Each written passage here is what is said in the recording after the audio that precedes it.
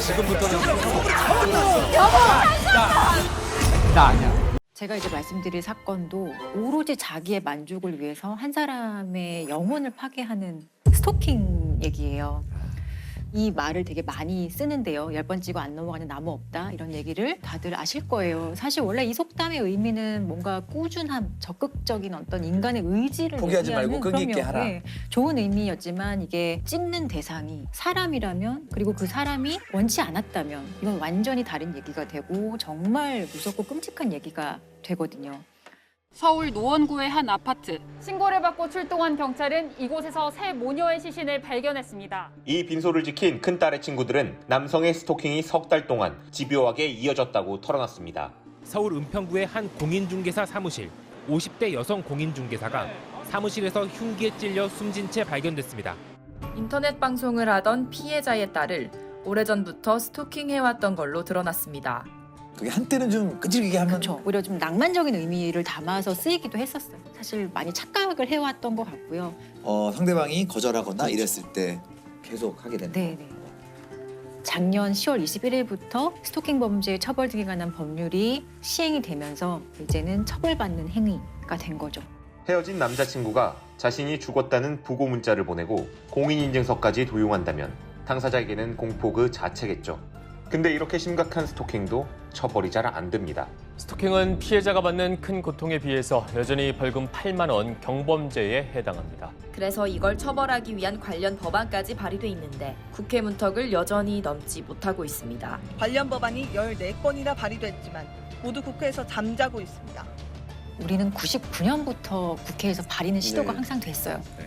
어떤 국회든지 발의가 안 됐던 국회는 없었거든요. 근데 22년 만에 통과가 되고 이제 시행이 된 게 작년이에요. 근데 스토킹이요? 근데 이미 사실 우리가 알고 있는 어떤 주요 선진국들은 90년대에 이 스토킹 행위를 법률적으로 제재하는 거에 대한 법률적인 정비는 다 마쳤고요. 이웃나라 일본 같은 경우도 2000년에 이미 스토커 규제법이라는 법률을 만들어서 형사처벌해 오고 있었어요. 우리는 정말 이거를 환영하기에는 너무너무 늦은 거죠. 국회는 그동안 스토킹과 애정 표현을 구별하기 어렵다며 입법을 미뤄왔습니다. 유가족들은 많이 늦었지만 이 법이 꼭 제대로 시행되길 바란다고 했습니다. 제가 듣기로는 시행 첫날에 전주에서 첫 사례가 예, 맞아요. 나왔다고요?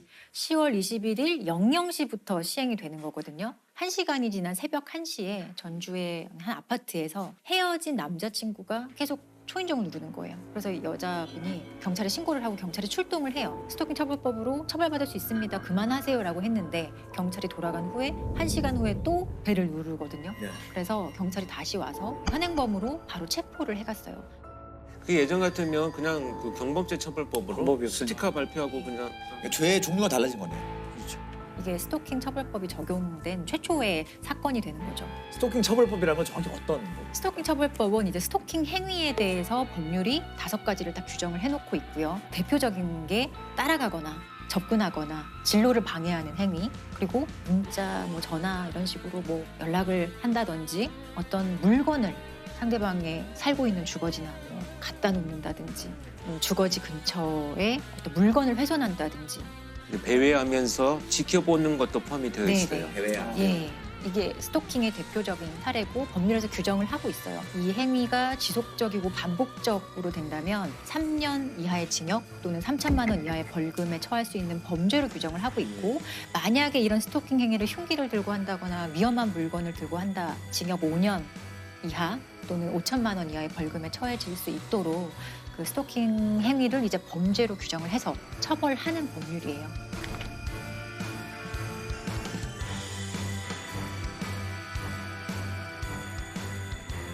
변호사님께서 직접 스토킹 사건 피해자를 좀 변호하신 스토킹 적이 사건. 있으시죠? 제가 기억나는 사건 중에 하나는 2020년 초에 이제 N번방 사건으로 디지털 성폭력과 성착취의 어떤 실태와 현황을 보고 많이 충격을 받았잖아요. 여성들을 협박해 촬영한 성착취물을 텔레그램에 유포한 이른바 N번방 사건과 관련해 경찰이 124명을 검거했습니다. 26만 명으로 추산되는 대화방 회원들에 대한 수사도 본격화하고 있습니다.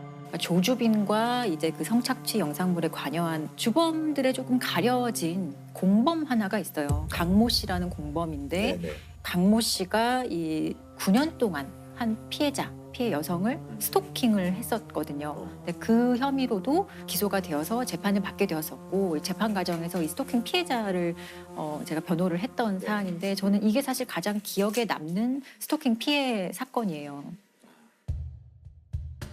사건은 2012년으로 좀 거슬러 올라가게 됐는데요. 이때 처음으로 만나게 된 거죠. 이 피해자와 가해자가 만나게 됐고 피해자, 그러니까 대상자가 고등학교 때 담임 선생님이었던 여성이었어요. 학생 때 이미 스토킹을 한 거예요? 이 가해자 학생이 그러니까 당시에는 고등학생이었는데 학교 생활에 조금 적응 못하고 사회성에 조금 문제가 있어서 선생님이 여러 도움을 많이 줬다고 해요. 근데 그러던 과정에서 이 가해자는 이 선생님한테 조금 의존하게 되고 그게 발전해서 집착하게 되고 스토킹이 시작이 된 거거든요. 근데 이런 게 학교에서도 선생님이 너무 힘들고 하니까 반을 조금 분리하는 방식으로 거리를 좀 두려고 노력을 했었는데 그 과정에서 이 학생은 그걸 받아들이지 않고 자퇴를 해버려요. 네. 그런 성향만 보더라도 사실 어떤 사람인지 대강 짐작은 아마 가실 거예요. 자퇴하고 나서 본격적인 이제 협박 형식의 스토킹이 시작이 되는데 대표적으로 커터칼을 들고 학교에 찾아와서 선생님을 협박한다든지 그리고 선생님이 살고 있는 집 앞에 빨간색 펜으로 선생님의 주민번호 그리고 같이 살고 있는 가족의 주민번호를 막 써놔요. 난 다 알고 있다는 걸 보여주는 거죠. 너의 개인정보 내가 다 알고 있어. 가족 것까지. 또 선생님의 뭐 차량을 훼손하는 것도 있었고 너무 일상적인 일이 되어버렸던 거예요. 그러니까 제자기 때문에 더 그렇죠. 누르셨을 것 같아요. 네. 이게 되게 사실 끔찍해서 제가 다 말씀을 드리기가 어려울 정도의 행동을 해요. 근데 일단은 그 피해자분의 가족의 신상이라든가 이걸 어떻게 알았을까요? 이 친구가 사회복무요원으로 한 병원에서 근무를 했었는데 그 병원에 내원한 적이 있던 선생님의 자료 쳐보면 알 수 있었던 거죠. 조주빈의 공범 강 씨는 지난 2017년 이곳에서 사회복무요원으로 근무했습니다. 자신이 스토킹하던 30대 여성의 개인정보를 빼내 수십 차례 편지와 문자 메시지 등을 보내는 등 협박을 일삼다 구속됐고 그거 진짜 그런 병원이나 이런 데서 그런 정보 알 수 있는 사람도 좀 제한해야 돼. 당연히 제한해야 되고 처벌해야 됩니다. 그래서 지금 일어나는 강력범죄의 발단은 개인정보 유출이 거의 대부분이에요. 흥신소와도 연결이 되어 있고 개인정보가 사실 아무것도 아닌 것 같을 수 있지만 동기와 수단으로 활용되는 데 있어서 정말 위험한 거죠. 그래서 참다 못한 선생님이 결국에 고소를 하게 됩니다. 그때는 스토킹 처벌법이 없었지만 사실은 이런 스토킹 행위의 어떤 개별적인 행위가 현행법상의 범죄에 해당한다면 그 범죄로는 당연히 처벌이 되었거든요. 처벌 기준이 어떻게 되나요? 이 가해자 같은 경우는 상습 협박이에요. 1년 2개월의 실형을 선고받고 구치소 수감을 하게 되죠. 1년 2개월 동안. 이분이 고통받았던 기간은 1년 2개월의 형사리보다 더 힘들었을 텐데 좀 불공평하다. 법원은 범행이 장기간 동안 이뤄졌고 협박 내용이 매우 잔혹하다면서도 피고인이 반성하고 있고 정신질환을 앓는 점을 고려했다고 밝혔습니다. 자, 그럼 1년 2개월 동안 스토킹 행위가 중단이 되었을까? 아니에요. 구치소에서도 협박 편지를 써서 선생님한테 보냅니다.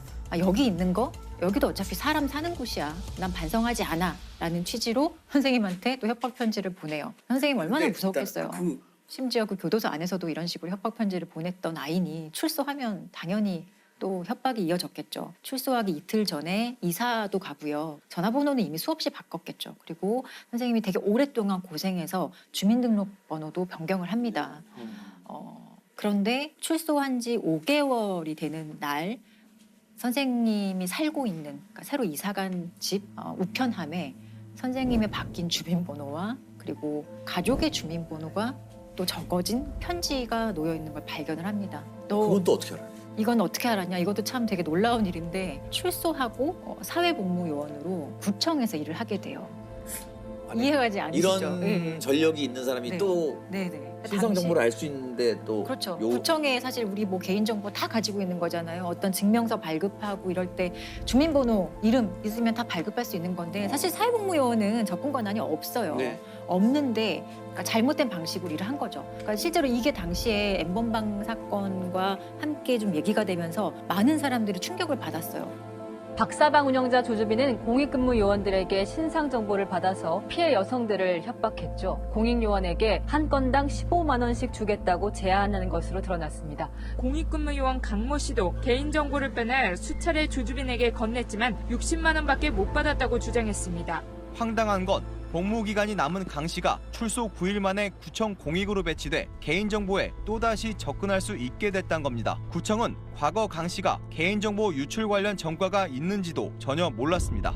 아니 근데 그렇게 뭐 어떤 혐의로 갔다 왔는지 몰라도 1년 2개월 실형 갔다 오는 거면 되게 큰 거잖아요. 무슨 범죄든 간에. 근데 그 당시에 병무청에서도 사실 사과를 했었어요. 이유는 무엇이냐고 물었더니 정말 저희 납득하지 않지만 정가와 관련된 거는 너무 민감한 개인정보이기 때문에 우리는 제공받지 않는다. 몰랐다는 거예요. 그 개인정보는 보호가 되는 거죠. 아니 근데 우리가 보호해줄 사람 보호, 이런 식의 보호를 하기 위해서 개인정보법 같은 게 있는 게 아니거든요. 아무튼 얘는 사회복무요원으로 구청에 다시 들어가서 일을 해요. 개인정보와 관련된 일을. 그리고 조주빈 등과 함께 교류하면서 협박의 방식이나 이런 게 더 심해졌겠죠. 이 스토킹 가해자는 이 선생님의 아이를 죽이기 위해서 조주빈에게 400만 원을 주면서 살인을 예비해요. 그러니까 좀 보복해달라. 진짜 실행에 옮기려고. 살인 첨보를 첨부를 400만 원을 주고 실제로 살인 예비죄로도 유죄를 받았어요. 아 나는 죽이려고 한 목적은 없다. 그냥 뭐 보복을 해달라는 얘기지. 그게 죽여달라는 얘기는 아니다. 이런 식으로 재판에서 주장했지만 받아들여지지 않고 살인 예비죄도 인정이 됐고. 공범의 담임 선생님이었던 피해자는 제자에게 긴 세월 스토킹을 당하다가 딸의 목숨까지 빼앗길 뻔했습니다. 조주빈에게 A씨 딸의 살해를 청탁하고 400만 원을 건넸습니다. A씨의 연락처와 딸의 어린이집 주소 등을 넘겼습니다. 조주빈은 강 씨에게 A씨의 딸에게 독극물을 쓰겠다는 메시지까지 남겼습니다. 강 씨는 흉기를 들고 찾아가기도 했고 어린 딸을 협박하는 문자도 수차례 보냈습니다. 네, 어떤 얘기를 하냐면 우리나라 법 좋아. 나는 심신미약으로 3년만 살다 나오면 돼. 이런 말을 아무렇지도 않게 해요. 그래서 선생님이 결국에는 도저히 참을 수 없어서 이제 또 다시 고소를 했고 이 N번방의 사건과 함께 이제 사건이 진행돼서 13년형이 이제 확정이 된 상태예요. 13년 뒤에 선생님한테는 13년도 그렇죠. 이 13년 뒤가 문제죠, 실제로는. 지금 나이가 20대인 거죠. 네. 그러니까요. N번방 관련된 피고인들은 다 20대 초중반. 그래서 선생님이 이 고소를 한 이후에 너무너무 고통스러워서 이 신상 공개를 좀 요구를 해요. 이 가해자 좀 신상 공개를 해서 사람들이 좀 모두 알아봤으면 좋겠다라는 식으로 국민청원을 하고 그 국민청원에 51만 명이나 사실 동의를 했고 당시에는 되게 뜨거운 이슈였어요. 청원글은 게시 하루 만에 30만 명 가까이 동의하는 등 큰 호응을 얻고 있습니다. 청원인은 강 씨 신상 정보를 제발 공개해달라며 신상 공개가 안 된다면 그 다음 누군가가 이 세상에 없을 수도 있다고 호소했습니다. 좀 이런 얘기를 올리신 게 있는데 사실 이게 되게 스토킹 피해자가 겪는 전형적인 고통과 끔찍함과 어떤 무력감을 잘 담은 것 같아서 제가 한번 읽어드릴게요.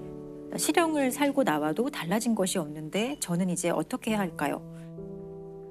아이의 이름, 주민번호, 어린이집까지 모두 다 알고 있는데 이제는 어떻게 도망갈 수 있을까요? 저에겐 이름이 몇 개가 생길까요? 주차장에서 언제쯤이면 마음 편히 집에 들어갈 수 있을까요? 지금은 아이가 어려 부모가 옆에 있지만 나중에는 그 사람 얼굴도 모르는 우리 아이에게 무슨 일이 벌어지면 전 어떻게 살 수 있을까요? 언제쯤이면 발 뻗고 잘 수 있을까요? 라는 얘기를 했는데 너무 무섭죠. 이게 스토킹이 되게 막연하다고 생각하실 수 있지만 실제로 그냥 이 사건 한 번만 이 피해자 입장에서 바라봐 준다면 하루를 그냥 온전하게 보내기도 정말 어려운 게 스토킹 피해거든요.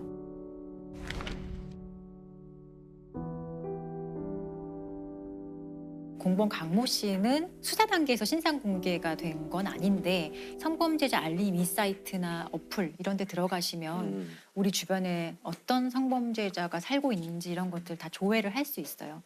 그 피해자분 변호를 하셨으니까 이 강 씨를 재판장에서 직접 보셨을 것 같은데 어떠셨어요? 사실 대부분의 피고인들은 그렇게 특별한 인상을 주지 않아요.